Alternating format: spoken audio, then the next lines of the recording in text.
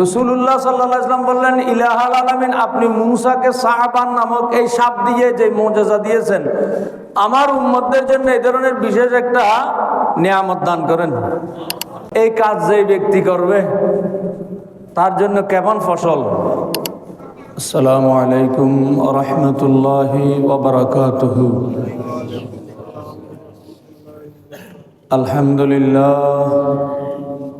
আলহামদুলিল্লাহ নাহমাদুহু ওয়া নুসাল্লি ওয়া নুসাল্লিমু আলা সাইয়্যিদিনা ওয়া মাওলানা মুহাম্মাদিন সাল্লাল্লাহু আলাইহি ওয়াসাল্লাম রাসূলিহিন নবিয়্যিল আমিনিল মাকিনিল কারীমির রাউফির রহিম ওয়া আলা আলিহি ওয়া আসহাবিহি ওয়া আহলি বাইতিহি আজমাইন, আম্মা বা'দ। فأعوذ بالله من الشيطان الرجيم. بسم الله الرحمن الرحيم. الله لطيف بعباده يرزق من يشاء وهو القوي العزيز. من كان يريد حرث الآخرة نزد له في حرثه ومن كان يريد حرث الدنيا نؤتيه منها وما له في الآخرة من نصيب. وأيضا قال الله عز وجل في شان حبيبه ومحبوبه مخبرا وآمرا: إن الله وملائكته يصلون على النبي يا أيها الذين آمنوا صلوا عليه وسلموا تسليما. صلى الله على سيدنا محمد وآله وأصحابه وسلم. صلى الله على وآله وأصحابه وسلم. صلاة يا رسول الله عليكم، سلام يا حبيب الله عليكم. محمد سيد الكونين والثقلين والفريقين من عرب ومن عجم. صلاة يا رسول الله عليكم، سلام يا حبيب الله عليكم. وكلهم من رسول الله ملتمس غرفا من البحر أو رشفا من الديم. صلاة يا رسول الله عليكم، سلام يا حبيب الله عليكم. يا أكرم الخلق ما لي من ألوذ به سواك عند حلول الحادث العمم. صلاة يا رسول الله عليكم، سلام يا حبيب الله عليكم. أما بعد. উপস্থিত সম্মানিত মুসল্লিবৃন্দ, রহিমানি ওয়া রাহিমাকুমুল্লাহ। মহান আল্লাহ পাক রব্বুল আলামিন তার প্রিয় বান্দাদের প্রতি অত্যন্ত দয়ালু। এ প্রসঙ্গে আল্লাহ তাআলা বলছেন, আল্লাহু লতীফুম বিইবাদিহি ইয়ারযুকু মান ইয়াশাউ ওয়া হুয়াল কাবিয়্যুল আজিজ। আল্লাহ তার বান্দাদের জন্য অত্যন্ত অনুগ্রহশীল, অত্যন্ত দয়ালু। সুবহানাল্লাহ। আল্লাহ তার বান্দাদেরকে এত বেশি মহব্বত করেন তার বান্দাদের প্রতি এত বেশি রহম করেন, বান্দাদের প্রতি এত বেশি অনুগ্রহশীল। হাদিস শরীফে এসেছে, একবার হুজুর সরকার দো আলম সাল্লাল্লাহু আলাইহি ওয়াসাল্লাম এক মহিলাকে তার আপন শিশু সন্তানকে আদর করতে দেখেছেন।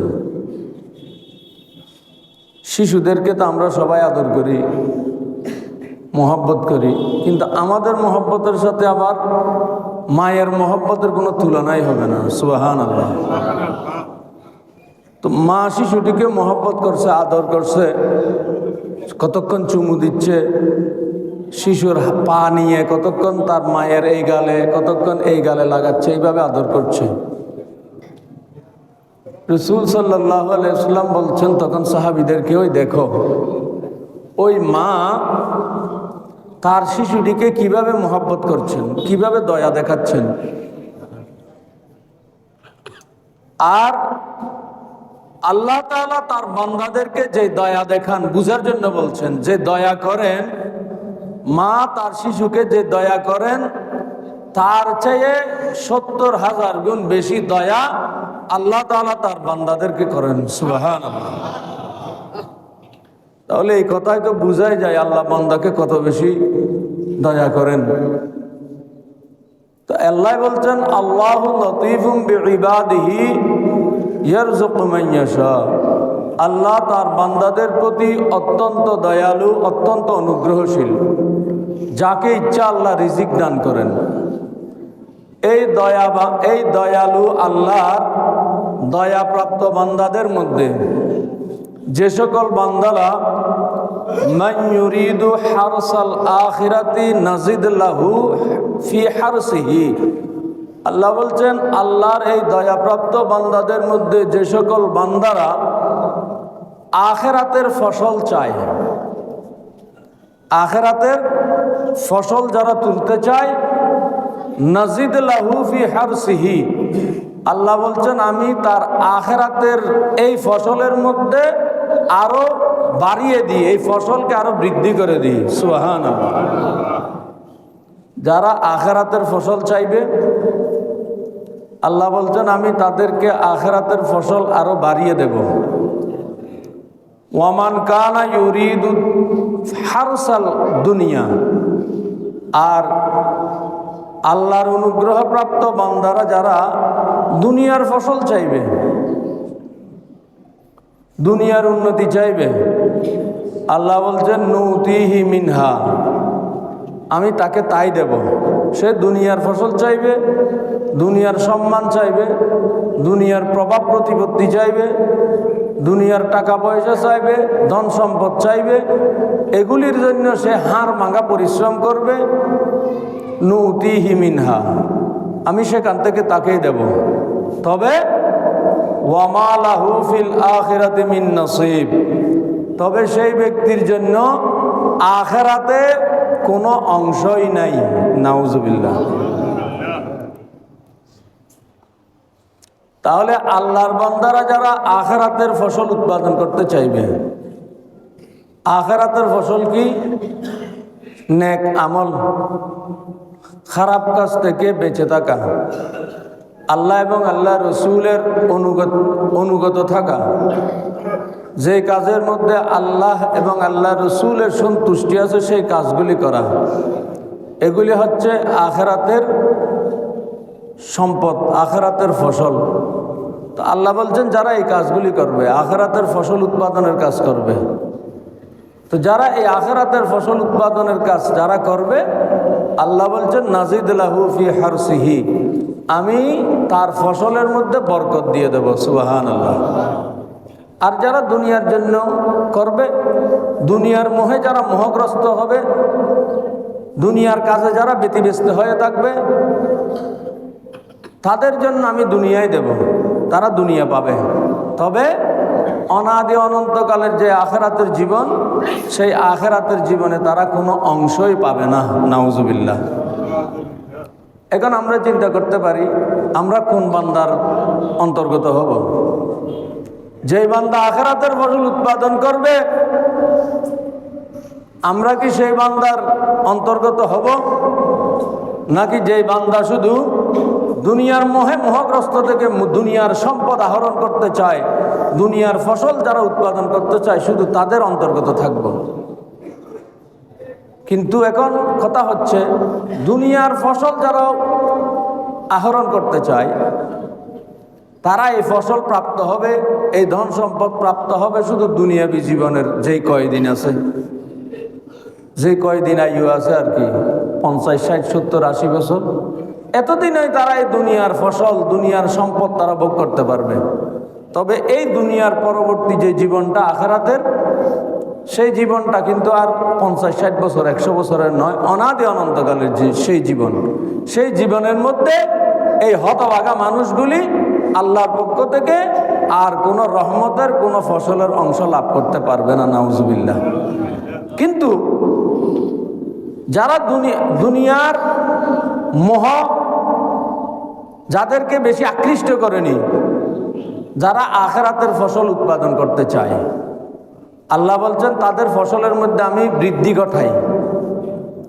এখন আমরা যদি আখিরাতের ফসল উৎপাদন করতে চাই, দুনিয়াকে যদি খুব বেশি গুরুত্ব না দিই, দুনিয়াও আমাদের লাগবে, তবে দুনিয়ায় লাগবে কতটুকু, যতটুকু অপরের মুখাপেক্ষী হতে না হয়, পরিবার পরিজন নিয়ে, সন্তান সন্ততি নিয়ে ইজ্জতের সাথে সম্মানের সাথে জীবন যাপন করার জন্য দুনিয়ার যতটুকু প্রয়োজন অতটুকু দুনিয়া আমাদের প্রয়োজন আছে, লাগবে। এতটুকু দুনিয়ার পরে যারা আখিরাতের কাজ করবে, আখিরাতের ফসল উৎপাদন করবে, তো দুনিয়ায় তারা খুব বেশি সুখ, শান্তি, সমৃদ্ধি, প্রাচুর্য বেশি না পেলেও আখিরাতের সেই অনাদি অনন্তকালের জীবনে তারা আল্লাহর পক্ষ থেকে অনাদি অনন্তকালের অজস্র রহমত লাভ করবে। সুবহানাল্লাহ। আল্লাহ আমাদেরকে সেই দলের অন্তর্ভুক্ত করুন, আমিন। তো এখন আল্লাহ তো বলেছেন যারা আখিরাতের ফসল উৎপাদনের কাজ করবে তাদের ফসলের মধ্যে আমি বৃদ্ধি ঘটাই। আমরাও দুনিয়ার যে ফসলগুলি উৎপাদন করি, ক্ষেত খামারে খাস কারবার করি, আমাদের মধ্যেও ফসল উৎপাদন বেশি হওয়ার কিছু পদ্ধতি আছে। প্রথম কথা হচ্ছে, যেই ব্যক্তির ফসল উৎপাদন করবে, যিনি এই ক্ষেত খামারের দেখভালের দায়িত্বে আছেন, অভিভাবক হিসাবে আছেন, তিনি যদি খুব দক্ষ কারিগর হন, দক্ষ কৃষিবিদ হন, মনে করেন কৃষি সম্পর্কে, ফসল উৎপাদন সম্পর্কে তার যদি খুব ভালো ধারণা থাকে, তিনি সেই ধরনের পদ্ধতি অবলম্বন করে ফসল যখন ফলান তখন আল্লাহ তাআলা সেই ফসলের মধ্যে বেশি বৃদ্ধি করে দেন। যেমন আমাদের দেশেও হচ্ছে বর্তমানকালীন যে বিভিন্ন ফল, বিভিন্ন ফলাদি যেইভাবে অতিরিক্ত উৎপাদিত হচ্ছে, গত 20-30 বছর 40 বছর আগে এত বেশি উৎপাদন হয়নি। তো এগুলি হচ্ছে কৃত্রিমভাবে যারা এই কৃষি বিষয়ে যারা দক্ষতা অর্জন করেছে, তাদের দক্ষতা তারা কাজে লাগিয়েছে, আল্লাহ তাআলা এগুলির মধ্যে বরকত দিয়েছেন, আলহামদুলিল্লাহ। তাহলে ফসল বেশি উৎপাদন হওয়ার জন্য প্রথম প্রয়োজন হয়, যিনি ফসল উৎপাদনের দেখভালের দায়িত্বে থাকেন তিনি একটু দক্ষ হাতে যদি দেখভাল করেন তাহলে ফসল বেশি উৎপাদন হয়। আরেকটি হয় বিভিন্ন মৌসুম, যে কোনো মৌসুমে যে কোনো ফসল উৎপাদিত হয় না, এক একটা ফসলের জন্য এক একটা মৌসুম আছে। যেমন আম কাঁঠালের জন্য জ্যৈষ্ঠ মাস, চৈত্র মাস, এই সময়ে আম, কাঁঠাল, ফলাদি এগুলি বেশি উৎপন্ন হয়। অন্য সময়ের মধ্যে আবার এগুলি হয় না। আবার শীতকালীন সবজি যেভাবে খুব বেশি বেড়ে যায়, এগুলি শীতকালে হয় বেশি, আবার এগুলি আবার চৈত্র বৈশাখ মাসে এত বেশি হয় না। তাহলে ওই ফসল উৎপাদনের জন্য কি আছে, একটা বিশেষ বিশেষ মৌসুম আছে। ওই বিশেষ মৌসুমে যদি সঠিকভাবে দেখভাল করা হয় তাহলে আল্লাহ তাআলা সেই ফসলের মধ্যে বরকত দেন, যেগুলি আমরা সচরাচর বাম্পার ফলন বলি আর কি, বাম্পার ফলন, খুব বেশি ফল হয়ে যায়। তো এগুলি এমনি উপমা দিলাম বুঝার জন্য। দুনিয়ার যে ফসল আমরা উৎপাদন করি সেই ফসলের মধ্যে বরকত লাভের জন্য আমাদের একটা হচ্ছে প্রথম দেখভালের দায়িত্ব। যিনি থাকেন তিনি যদি দক্ষতার সাথে দেখভাল করেন তাহলে ফসল বেশি উৎপন্ন হয়। আর যদি সঠিক মৌসুমে সঠিক সার প্রয়োগ করা হয়, মৌসুমটা সঠিক লাগবে, আবার যে কোনো মৌসুমে যে কোনো ফসল উৎপন্ন হবে না। সঠিক মৌসুমে যদি সঠিকভাবে করা হয় তাহলে সেই ফসল ভালোভাবে উৎপন্ন হবে। সুবহানাল্লাহ। বুঝার জন্য বলছি, আল্লাহ তাআলা এখানে বান্দাকে বলেছেন যে বান্দা আখিরাতের ফসল উৎপন্ন করবে, উৎপাদন করবে। আখিরাতের ফসল যেই ব্যক্তি চাইবে, আল্লাহ বলছেন আমি সেই ব্যক্তিকে আখিরাতের ফসল বাড়িয়ে দেব। সুবহানাল্লাহ। এই আখিরাতের ফসল বাড়িয়ে দেওয়ার জন্য আমাদের জন্য সবচেয়ে বড় অভিভাবক হচ্ছেন, আখিরাতের ফসল আমরা বেশি পাওয়ার জন্য আমাদের সবচেয়ে বড় দেখভাল করার, আমাদের সবচেয়ে বড় সাহারা হচ্ছেন আমাদের রসুল, আখেরি রসুল সৈয়দুল মুরসালিন সাল্লাল্লাহু আলাইহি ওয়াসাল্লাম। সুবহানাল্লাহ। কিভাবে? আমরা যে ফসল বেশি পাবো, এই ফসল বেশি পাওয়ার অন্যতম উপলক্ষ হচ্ছেন আমার রসুল সাল্লাল্লাহু আলাইহি ওয়াসাল্লাম। সুবহানাল্লাহ। সেটা হচ্ছে এভাবে, যেমন আল্লাহ তাআলা বলেছেন মান জাআ বিল হাসানাতি ফালাহু আশারু আমসালুহা, আশারু আমসালিহা। যে ব্যক্তি একটি নেক কাজের দিকে অগ্রসর হবে, আল্লাহ বলছেন আমি তাকে 10 গুণ বাড়িয়ে তার প্রতিদান দান করব। সুবহানাল্লাহ। তাহলে আমরা যদি একটা নেক আমল করি, আল্লাহ বলছেন আমাদেরকে 10 গুণ বাড়িয়ে কি দেবেন? সওয়াব দেবেন, প্রতিদান দেবেন। কিন্তু আমাদের পূর্ববর্তী নবীদের উম্মতদেরকে এই সওয়াব দিতেন না। তাদেরকে দিতেন কতটুকু? যতটুকু কাজ ততটুকু জাযা, যতটুকু পরিশ্রম ততটুকু প্রতিদান আগের নবীর উম্মতরা পেতেন। কিন্তু আলহামদুলিল্লাহ আমরা আখেরি রসুলের সৈয়দুল মুরসালিনের উম্মত হওয়ার সুবাদে আল্লাহ তাআলা আমাদেরকে এমন নিয়ামত দিয়েছেন, আমরা কাজ করব একবার, কিন্তু আল্লাহ তাআলা আমাদেরকে প্রতিদান দেবেন 10 বার। সুবহানাল্লাহ। তো এটা হচ্ছে ওই আমাদের অভিভাবক কি পেয়েছি, আমরা সর্বশ্রেষ্ঠ অভিভাবক পেয়ে গেছি আলহামদুলিল্লাহ। এই যে মনে করেন আমরা যে নামাজ, 5 ওয়াক্ত নামাজ, এটা তো একেবারে প্রসিদ্ধ ঘটনা, প্রায় সকলেই জানেন। মেরাজের রাত্রিতে তো আল্লাহ তাআলা আমাদের জন্য 50 ওয়াক্ত নামাজ ফরজ করেছিলেন। মূসা আলাইহিস সালামের পরামর্শে রসুল সাল্লাল্লাহু আলাইহি ওয়াসাল্লাম 6ষ্ঠ আসমান থেকে আল্লাহর দরবারে 9 বার গমনাগমন করেছেন, আসা যাওয়া করেছেন। প্রতিবার 5 বার 5 ওয়াক্ত 5 ওয়াক্ত 5 ওয়াক্ত 5 ওয়াক্ত কমাতে কমাতে সর্বশেষ আমাদের জন্য এই 5 ওয়াক্ত নামাজকে নির্ধারণ করে রেখেছেন। সুবহানাল্লাহ। তাহলে 50 ওয়াক্ত থেকে কমিয়ে আমাদেরকে 5 ওয়াক্ত নির্ধারণ করে দিলেন। কিন্তু আখেরি রসুলের সাদকায়, ইমামুল মুরসালিনের সাদকায় আমরা এমন ফজিলত পেয়ে গেছি, নামাজ আদায় করবো আমরা 5 ওয়াক্ত, কিন্তু আল্লাহ তাআলা আমাদেরকে সওয়াব দেবেন 50 ওয়াক্তের। সুবহানাল্লাহ। এটা হচ্ছে আমরা ওই ফসল উৎপাদনের যে অভিভাবক পেয়েছি আলহামদুলিল্লাহ, সেই অভিভাবক হচ্ছেন আল্লাহর সৃষ্টির মধ্যে সর্বশ্রেষ্ঠ। সুবহানাল্লাহ। এই জন্য আমরা আখিরাতের ফসল কি পেয়ে যাচ্ছি? বেশি পেয়ে যাচ্ছি। আর দ্বিতীয় যেটা, ফসল উৎপাদনের বেশি উৎপাদিত হওয়ার জন্য মৌসুম, মুখ্যম সময় দরকার। আল্লাহ তাআলা আমাদের জন্য আখিরি রসুলের উম্মত হওয়ার সুবাদে আল্লাহ পাক আমাদের জন্য এই ফসল বেশি মাত্রায় উৎপাদিত হওয়ার জন্য বিশেষ বিশেষ কিছু সময়, বিশেষ বিশেষ কিছু মাস, বিশেষ বিশেষ কিছু রাত্রি দিন আমাদের জন্য নির্ধারণ করেছেন। আলহামদুলিল্লাহ।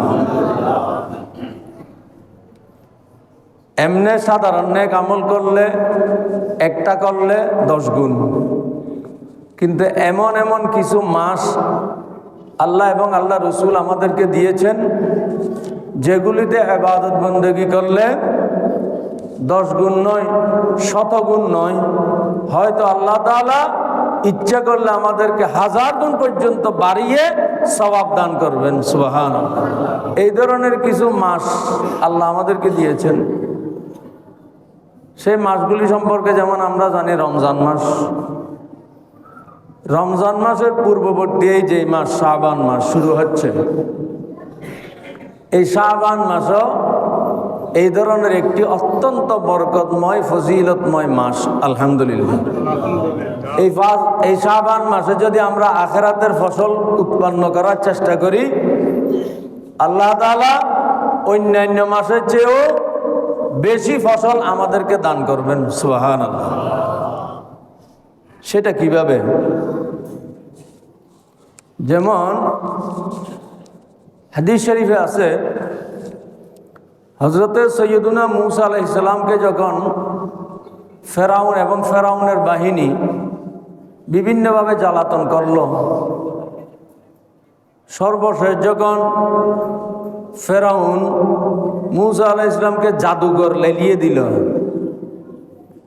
এই জাদুঘরদের সামনাসামনি হওয়ার জন্য আল্লাহ তাআলা মূসা আলাইহিস সালামকে শক্তিও দিলেন, সাহসও দিলেন। তো তারা জাদু দেখাচ্ছে। কারা? ফেরাউনের জাদুঘরেরা।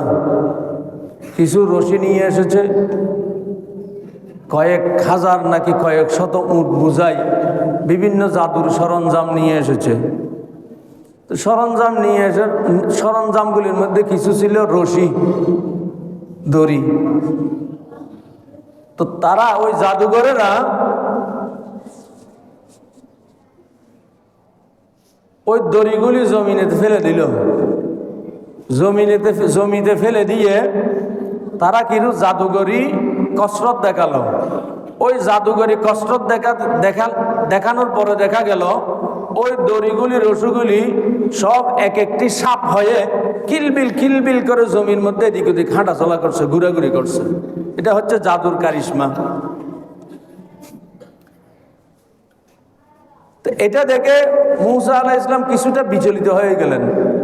বিষয়টা কি? দেখলাম দড়ি, দেখলাম রশি, কিন্তু এখন দেখা যাচ্ছে এই অবস্থা, চতুর্দিকে সাপ আর সাপ। আল্লাহ তাআলা মূসা আলাইহিস সালামকে বললেন, হে মূসা লা তাখাফ, মূসা ভয় পেও না, ভয় পাওয়ার কোনো কারণ নাই, তোমার হাতের লাঠিটা শুধু ছেড়ে দাও। মূসা আলাইহিস সালামকে বললেন, হে মূসা তুমি তোমার হাতের লাঠি শুধু ছেড়ে দাও, তোমার হাতের লাঠির মধ্যে কেমন বরকত আছে দেখো। হযরত মূসা আলাইহিস সালাম আল্লাহর হুকুমে হাতের লাঠিটা ছেড়ে দিলেন, আর সে তার সাথে সাথে সেই লাঠি বিশাল এক আজদাহা, বিশাল এক সাপে পরিণত হয়ে ওই জাদুঘরদের সমস্ত সাপগুলি এক লহমায় গিলে ফেলেছে। সুবহানাল্লাহ। সমস্ত সাপগুলি শূন্য হয়ে গেল। মূসা আলাইহিস সালামের ওই লাঠি থেকে যে সাপ বের হয়েছে, সাপে পরিণত হয়েছে যে লাঠি, সেই সাপে ওই সাপগুলি সব গিলে ফেলেছে।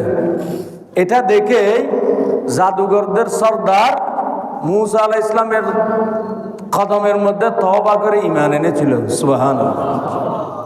তো মূসা আলাইহিস সালামের যে বিশাল আজদাহা সমস্ত সাপগুলি খেয়ে ফেলল, এবং এটা দেখার পরে জাদুঘরেরা ঈমান আনলো।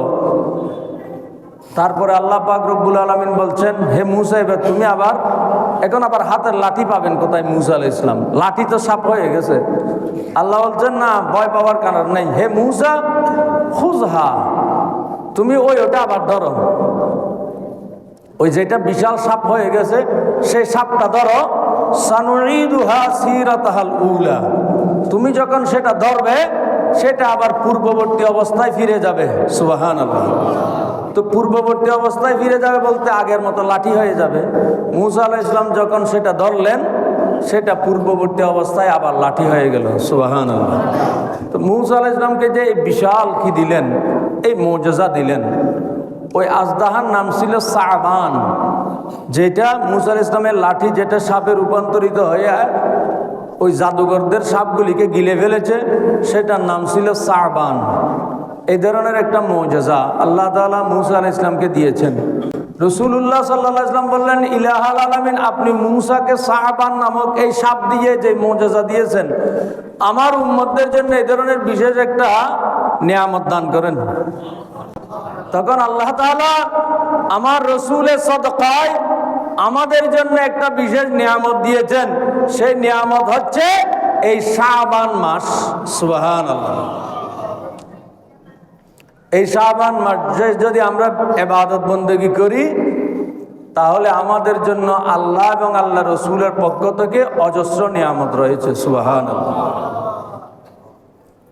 এই শাবান মাসে যদি আমরা ওই আগের কথাই, আপনাদের মনোযোগ আছে কিনা জানি না, ফসল উৎপাদনের একটা মোক্ষম সময় আছে। সব সময় তো করা যায়, কিছু ফসল সব সময় উৎপাদিত হয়, কিছু ফসল বিশেষ মৌসুমে। এই বিশেষ মৌসুমটি শাবান মাস। বিশেষ মৌসুমগুলির একটি হচ্ছে শাবান মাস। আলহামদুলিল্লাহ এখন শাবান মাস শুরু হয়েছে, হয়তো আগামীকাল থেকে শুরু হবে।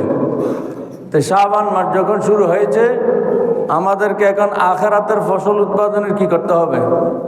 চেষ্টা করতে হবে। আল্লাহ তৌফিক দান করুন, আমিন। কেমন চেষ্টা করতে হবে?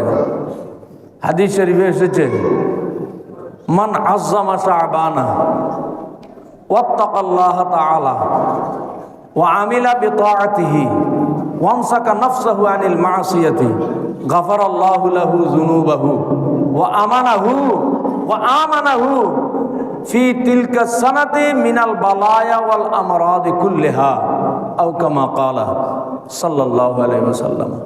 মান আযযামা শাবানা, যে ব্যক্তি শাবান মাসকে ইজ্জত করবে, তাজিম করবে। সুবহানাল্লাহ। তো শাবান মাসকে কিভাবে তাজিম করব? সেটা হাদিস শরীফের পরবর্তী অংশে বোঝা যাচ্ছে।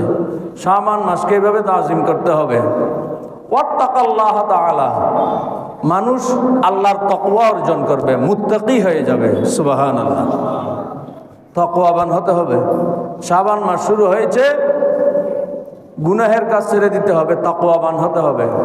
তো তাকওয়াবান কিভাবে হবে? ওয়া আমিলা বিতাআতিহি, আল্লাহর আনুগত্যমূলক কাজ, আল্লাহ এবং আল্লাহ রসুলের সন্তুষ্টিজনক কাজ বেশি বেশি করতে হবে। সুবহানাল্লাহ। তাহলে যে ব্যক্তি শাবানকে ইজ্জত করবে, তো শাবানকে ইজ্জত করার অর্থ হচ্ছে তাকওয়াবান হবে, নেক আমল করবে, ভালো কাজ করবে। ওয়ামসাকা নফসাহু আনিল মাসিয়াতি, নিজের নফসকে গুনাহের কাজ থেকে বিরত রাখবে, গুনাহের কাজ করবে না। এই কাজ যেই ব্যক্তি করবে, তার জন্য কেমন ফসল? হাদিস শরীফে এসেছে, গাফারাল্লাহু লাহু যুনুবাহু, গাফারাল্লাহু লাহু যুনুবাহু, আল্লাহ তাআলা সেই ব্যক্তির অতীতের গুনাহ মাফ করে দেবেন। সুবহানাল্লাহ। ওয়া আমানাহু তিলকা সানাতি মিনাল বালায়া ওয়াল আমরাদি কুল্লিহা, এবং সেই ব্যক্তিকে আল্লাহ তাআলা এই বছর যাবতীয় রোগ ব্যাধি থেকে, বালা মুসিবত থেকে আল্লাহ তাআলা নিরাপত্তা দান করবেন। সুবহানাল্লাহ। তাহলে শাবান মাসকে ইজ্জত করলে কেমন?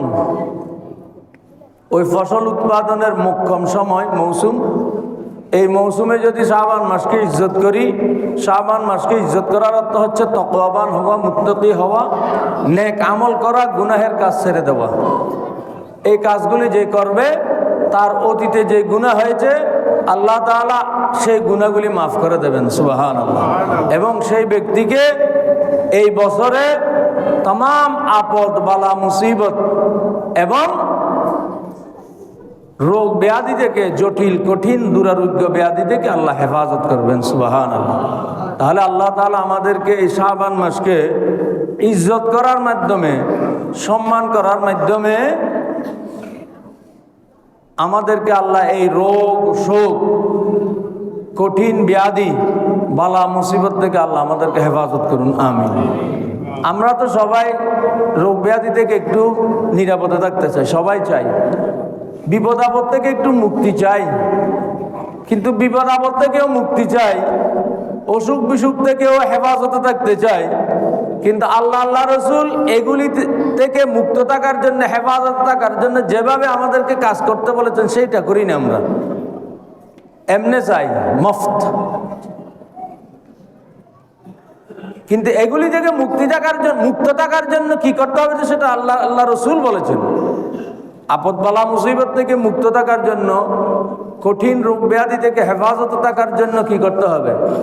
শাবান মাসকে ইজ্জত করতে হবে। তো শাবান মাসকে ইজ্জত করার অর্থ হচ্ছে তাকওয়াবান হয়ে যাওয়া, নেক আমল বেশি বেশি করা, তাসবিহ তাহলিল বেশি পড়া, কোরআন তেলাওয়াত বেশি করা, মানুষের সাথে ভালো আচরণ করা, গুনাহের কাজগুলি ছেড়ে দেওয়া।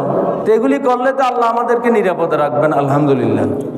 তো আল্লাহ পাক আমাদেরকে এই শাবান মাসকে কি করার? ইজ্জত করার তৌফিক দান করুন, আমিন। সেই ইজ্জত করব কিভাবে? আমি এমনি ইজ্জত করি সেটা বললে হবে না।